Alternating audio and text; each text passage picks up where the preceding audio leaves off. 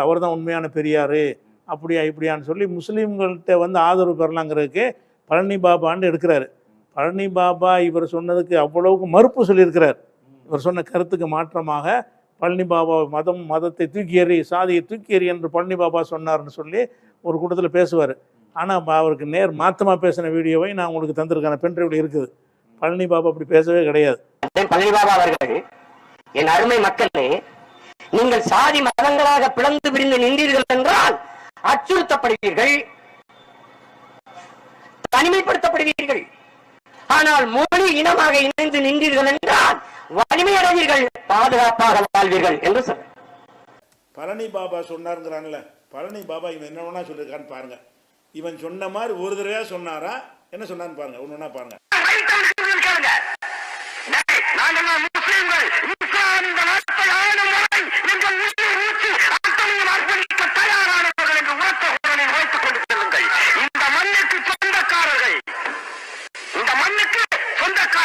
நான் ஏற்றுக்கொண்டு செல்கின்ற மார்க்கம் இஸ்லாம். இந்தியாவோ இந்துவோ இந்திய மண்ணுக்கு இந்து என்ற வார்த்தையும் சொந்தமல்ல.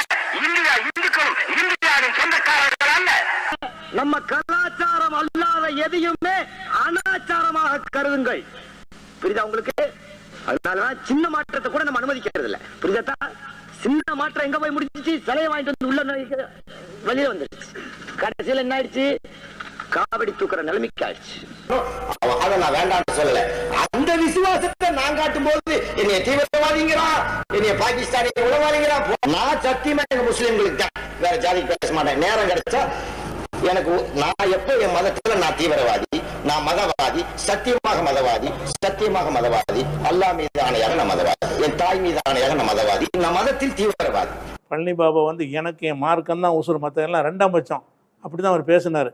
அப்போ இந்த தமிழர் மொழின்னு சொல்லி வெறி கொண்டு நீங்கள் இஸ்லாத்தை விட்டுறக்கூடாது, இந்த மாதிரி பேசினவர் பழனி பாபா. இப்போ இந்த அங்கே உள்ள ஈரோட்டில் கொஞ்சம் முஸ்லீம்கள் கொஞ்சம் கணிசமாக இருக்கிறாங்க. அந்த முஸ்லீம்களுடைய வாக்கு பெறணுமாக